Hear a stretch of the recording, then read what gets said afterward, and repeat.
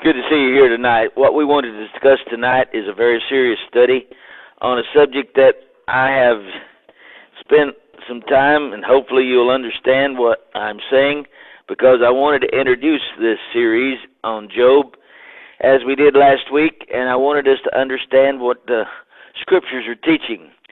There's a lot of times that issues that are involved in our lives are never covered in a way that it helps us to understand what God had in mind for we who are children of God. But the issue between Job and his friends is absolutely not the punishment of the wicked, but it's the suffering of the righteous. There's a lot of times that people don't understand why they have to suffer as they do. Many times I've been by the bedside of members of the body of Christ who just pray to be relieved from their life to go on to be with the Lord. And they don't understand why they have to go through this pain and suffering that they're involved in. What Job's friends assume and what they have really given as a matter of instruction is that only the wicked suffer, and in precisely their proportion to their wickedness. And what his friends assumed and explicitly declared is that if a man is righteous and walks according to the law of God, he cannot be righteous and be a sufferer. When the friends of Job heard that he was being tried of God, they arrived, and for the first week of time, they said in awe. He had elephantitis. Elephantitis is a gross disease, and it causes the human structure to get to a form that is absolutely hideous to behold.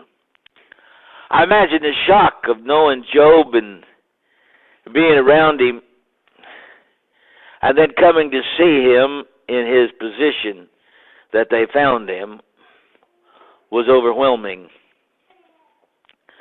And so out of respect and out of the sheer confidence of his love for God, they were silent for a solid week. They just couldn't say or express themselves concerning the trouble that they saw him in.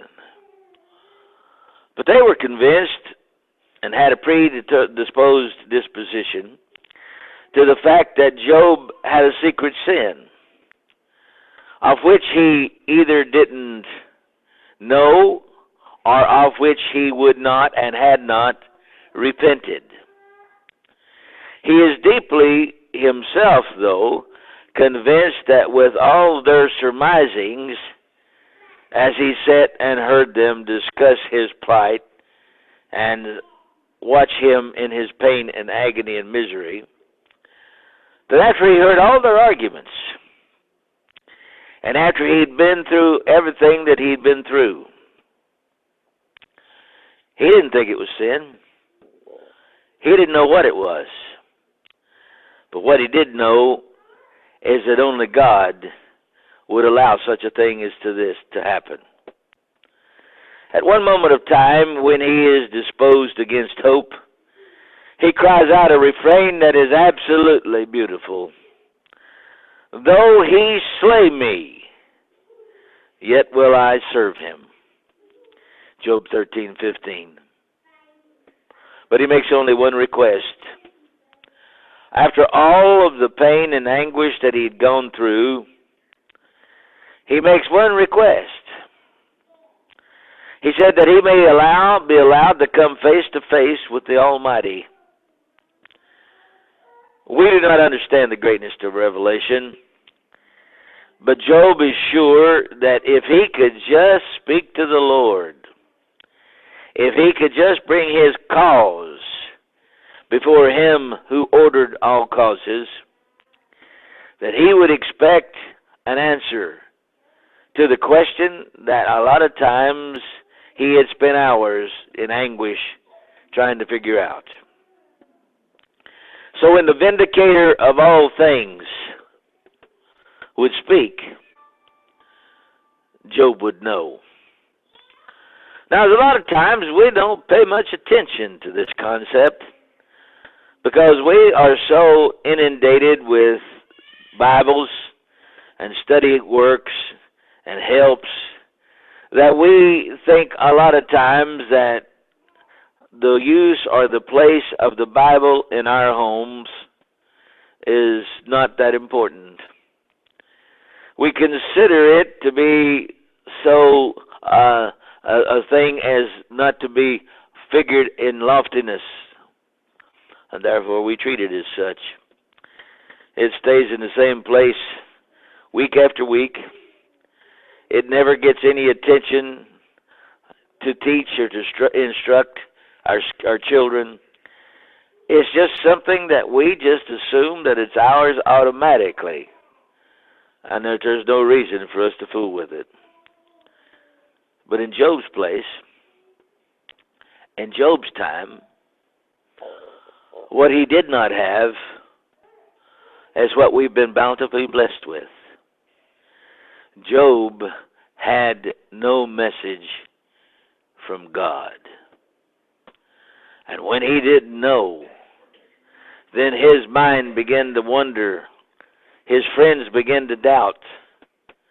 And even his wife turned on him in a rage that we'll discuss probably next Sunday night. In the opening account, the curtain which hides the counsels of heaven have been opened. The government of the Most High is shown to contemplate issues which are beyond this existence here on this earth. Sometimes the hardest thing to handle is that the great accuser of men, Satan, is such an enemy. It is hard to believe that there is a being that can never be satisfied in his quest to damn your soul. What is it that makes this individual such a hater of man? Why will he never cease in any way that he can to find a means to destroy or bring about our demise in the place called hell? It's hard to conceive of such a hatred. It's hard to conceive that this hatred can be so vile that it affects every moment of consciousness that Satan has to try to destroy you and I. If we suffer for a cause, that's one thing. But when the cause is not understood, we still suffer. Although we do not understand why we must suffer, it's pretty apparent we're still suffering. And the veil that had been drawn aside to allow a glimpse into the designs of heaven closes again, and the answer that Job cries in his perplexity is not answered unless you understand the answer given. The fact that Job never has the answer to the question is the silent way of saying that the adversary, Satan, lost his cause, was defeated in his effort. Job won.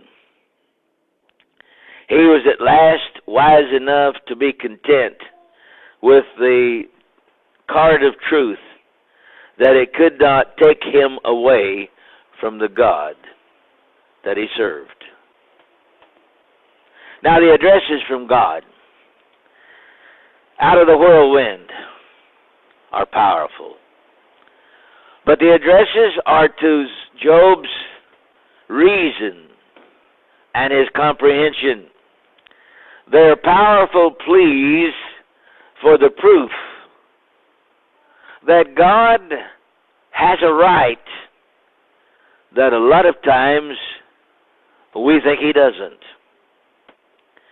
The right is, in His providence, God has the right of indictment to be answered by those that love Him. Somebody has to stand up for the Lord. Now, the Creator and the Preserver of this world, as we see, may surely be trusted to conduct His affairs. Like He said, when the snow came, who was there to advise Him then? When the animals had their animals and their offspring, who was there to instruct Him? Who was there as a puny creature called man who could tell God how to do something better than the way God had determined it should be done? Unchallenged by man, without anyone to give him aid or help, the Lord had been allowed the providence that was His in creation and in the sustenance of creation. So when it came time and Job was in this great conflict, it was God who was pleading for reason and rationality to try to ask, who is it that's going to advise the Creator? Who knows the mind of the Lord? Who knows whether He has the right to do these things?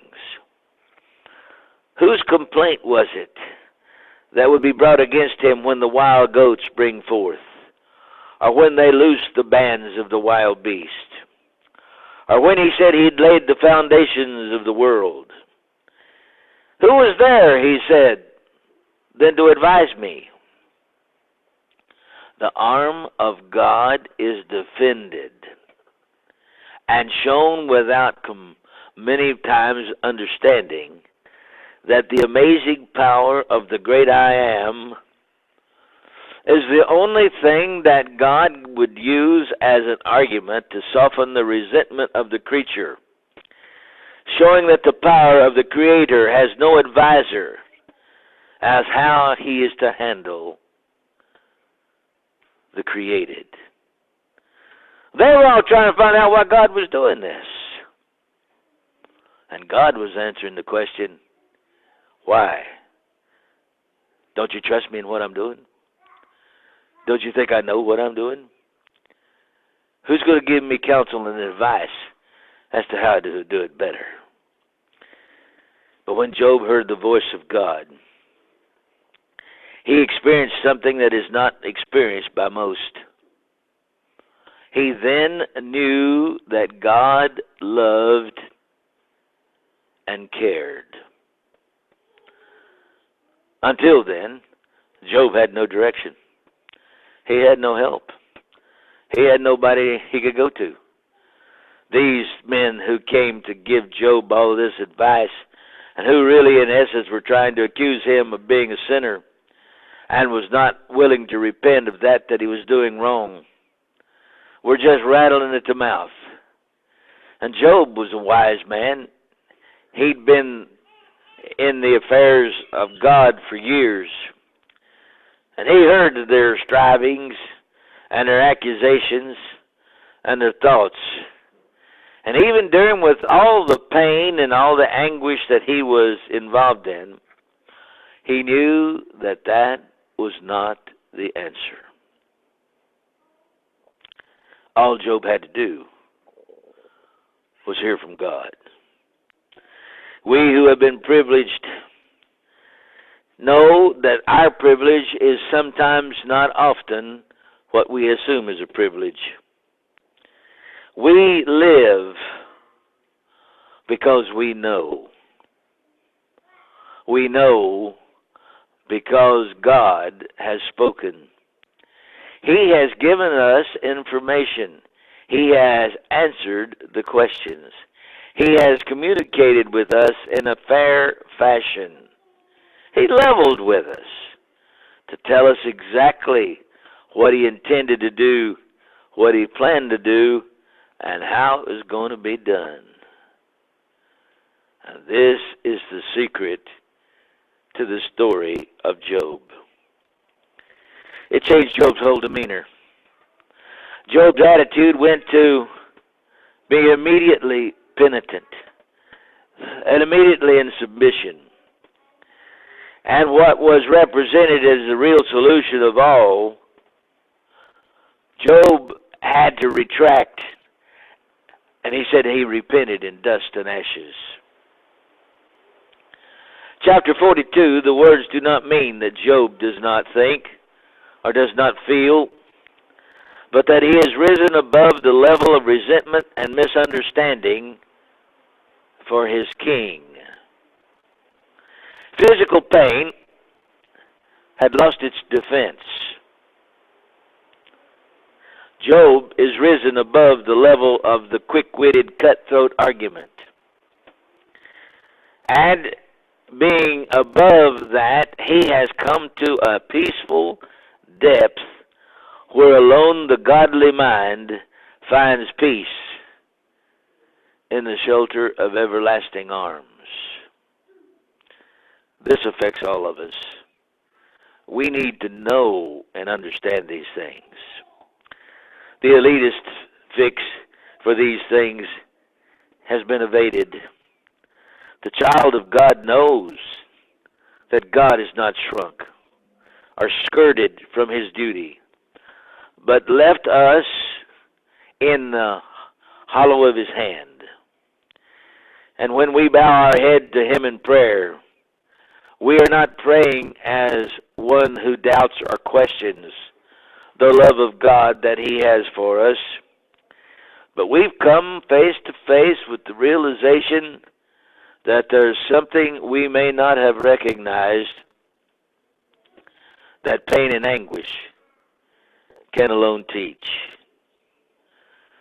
The man who had been born in the extremity of anguish fought the fiercest battle with health, but had finally found the vision of the Almighty and came out the conqueror. What is it that Job found? Well, whatever it was pretty exemplary, because the Bible teaches that every man gave him a gold piece or a silver coin. They rewarded him for the understanding that he had received. And they were those who, had it not been for Job, would not have been interceded for, that their sin against God might be overlooked. The men who prided themselves on understanding God's methods and defending God against aspersion were they who would be forgiven only by the intercession of this righteous man. His restoration to more than his former prosperity is but the outward expression of this divine sentence. It's kind of a poetic justice, a vindication of Job's character. Pain may be a privilege rather than a punishment. The lofty spirit may have to pass through the trials of their loyalty rather than a chastisement for their transgression. So it behooves we, who weren't the Lord's chosen ones, to hear and to know that we have yet to bear but another burden of another ministry of life pregnant with deep significance, certain to be made known in the hereafter, now to be understood as we read and study. It's often been thought of some that Job is a type of Christ. If you stop and think about it, in the Old Testament, there were two lives that are shown. The one existed and the one that foreshadowed that which was to come. The concept of suffering in pain and anguish has caused a lot of people to give up on the Lord and to act as though He's not gracious and He's not kind. And those who are children of God sometimes have brought Him into a place where He is disappointed by the wisdom of man. But when we see that this could be revealed as the crucifixion of Christ on Calvary's tree, it may show us a distant approach of why the book of Job was shown and existed. The cross of Christ is at the same time the darkest of the brightest spot on earth. For the cross, there was no policing. The meaning that the world saw was not understood. The old problem of suffering in a more evil world is shown in all of its grotesque realization. But what the cross showed is pictured in Job, in that the justice and the providence of God is that which will hold us secure in the hollow of His hand, and that will allow us to enter into a realm when this life is over, which it will pass, into a blessedness and a sacredness only understood and seen by the suffering of another man. Did Job like to be the one who was experimented on? He was never asked. Did he want to be in such pain and anguish?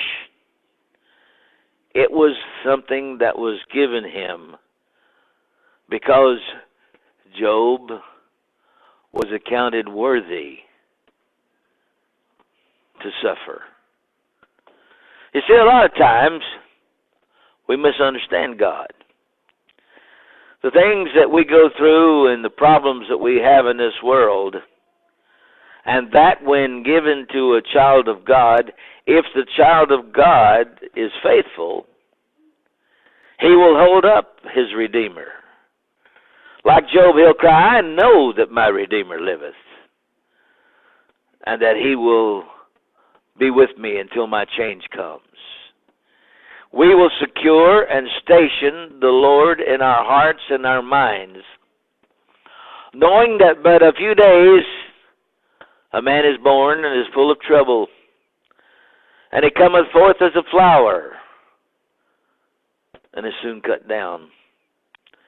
But to misunderstand that and to disallow the work of God to try, to test, to prove, to purify His child is an amazing work. We may not see it as something that is a compliment to ourselves, but it is a trial and a test that God has determined that man go through. It is in His wisdom that He expresses it, foreshadowing the spiritual truths that would be revealed in the crucifixion of Christ. That's the reason it's atheistic for man to discount Christ on Calvary's tree. That's the reason it's so morally wrong and so disadvantageous to the person to be taught that Jesus Christ was taken advantage of. Because what we see in Job is another being of another kind that's being worked with on a different level. The level where God Himself allows us to stay. And if we remain in the brightness of His glory and the faithfulness of His word, the darkness of the night, it doesn't matter how deep and how dark and how strong it gets, is something that will show us that the cross was a policing of the world, to understand the agony that God had to go through in order to show love. The old problem of suffering is evil. But when we understand the purpose for suffering, to purify, to test, to try, it may not be a disadvantage to us at all. How many times have you heard of people in the throes of death finally becoming cognizant and aware of the great love that God has had for them, knowing that it is a benefit to them to have been involved in a period of time where the world was not in play, where the reflection was on eternity and reality instead of the fads and the passions of this world, which are soon to pass away. Not understanding that God has the wisdom to bless His own, we may misunderstand the wisdom that God uses. In the book of James, if you'll take your Bible and turn with me now to the first chapter, we have just gotten up to the 5th verse. But I want to read this to you because now it may be that we'll have a better understanding of what all of this is about, so that we'll understand the joys that the Lord has in the faithful. Have you ever considered the worth of the apostle and the suffering that he went through? Have you ever determined which apostle did the greatest suffering? Have you ever shown or been shown that it may have been the hand of God that a lot of people have discounted, and therefore thought, somebody says, well, I'd rather be loved less and hurt less. Did you tell God how to bring the animals into existence? Did you tell Him how to put snow on the mountain? Did you tell Him how to do? What is it that you and I, as an individual, can teach God? Are you with me? James 1 and verse 2. My brethren, count it all joy when you fall into divers temptations, knowing this, that the trying of your faith worketh patience. But let patience have her perfect work, that you may be perfect and entire, wanting nothing. If any man among you lack wisdom, let him ask of God. But you know what James doesn't include? But also let him tell God how he wants the job done. But don't we do that?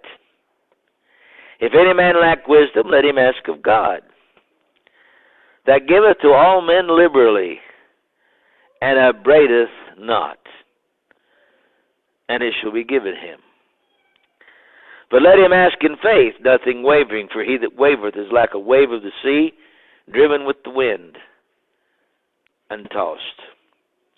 When we're tried and tested, how are we proved? Are we proved by the fair-weathered friends? Are we proved by the roses of the valley? Are we proved by the anguish of something that will cause us to purify ourselves? because we are going to a long eternal home. And it is the benefit of the great Creator to get us more prepared and more ready to go to that place than many times we've seen. And when the curtains of heaven have been drawn, and we can look into the providence of God, it may be that the one thing that God does for those who are righteous and they who are faithful is to do what we used to call tune up the vehicle. Get it ready for a place and a climate and association for which man is not ready. And so he works with those whom he loves. He causes them to be better restrained, more, here's our word, patient, because they've considered the end of his servant Job. Many times, in studying the book of James, our brethren want to go to the wisdom of the world. I just wonder a lot of times if they don't see that this is not talking about the wisdom of the world. This is talking about the wisdom of God. And I just often have wondered if the wisdom of the world is that which we're discussing. Maybe, like Job, we don't want to be in that conversation. He's so much smarter than we are that he's won the argument before we even get the breath out of our mouth. But if he takes his time to try us, to test us, to prove us, to cause us to be better fitted for that which is to come, when the curtain of life falls, who was the victor for having been so exercised by the providence called love? When we talk about these things then, and we look at the book of Job, we see there may be, and probably is, a reason to account that it is the suffering that causes a lot of people who have played with religion to get serious about it. Man, there's just something about this thing called pain that gets your attention. And all that a doctor can do and all that hospitals can bless you in aiding you to be physically able might be the time of you sitting and thinking and understanding, coming to the conclusion there's something more than this life. We have beyond us, as it was written, a broad level of time, going to an undiscovered country, from whose going or whose journeying the traveler will never return. God has loved us. He appeals to us to understand His love. And the child of God may be the one that is so blessed as to be exercised by the pain of suffering. Now somebody will say, well, my mom and daddy were members of the Church of Christ and they didn't suffer like this. You know, the great providential master of the universe knows how to work with every one of His children. He knows what each one of us needs. He knows how we need it done. Are we going to stand and contest, first of all, His right to be with His children, His exercise of judgment as to how it is best fitted for those who are His friends? We quote it often, and we don't think much about it. But listen to the words of the great Apostle Paul. The time of my departure is at hand. Now listen. I've fought a good fight. Maybe you think that's poetic. You don't know what Paul went through. But then he said, I finished my course. In other words, I hung in there. When they were ringing the bell, I was standing there, obedient to God. And I've kept the faith. Now, what's the result? There is laid up for me a crown of righteousness, which the Lord, the righteous judge, shall give unto me in that day, and not to me only, but to all them that love his appearing. Have you considered my servant Job, that there's none like him in all the earth? If you're here tonight and need to respond to the invitation, Jesus says, he that believeth and is baptized shall be saved. Now, I'm going to tell you, my friend, whether it's at death's door or in life's new day, the commandments of God are sure and certain. He's not going to save you unless you meet the blood of Christ. Now, you may not like that, and you may reject it and resent it. It's better for you if you seek the wisdom of God than your own, and particularly that of men or denominationalism. But what God had advised you to do is buy of me gold tried in the fire. You say, well, what's that talking about? Well, that's just talking about you better find out what the Scriptures teach. You better do what they command. You better listen to the wisdom of eternity. He that believeth and is baptized shall be saved. Were spoken before time had ever begun to be on this earth, by a being far beyond our ability to comprehend, who had a love that he was willing to give himself to prove in dying at Calvary. You going to change his mind? You going to alter his plan? You going to think some pope or prelate or wise man or religious person is smarter than the God who created heavens and earth? Like Jesus said of Judas, then, it'd been better for you to have never been born. What's your decision? And what will you do with Jesus? Will you come as we stand and sing?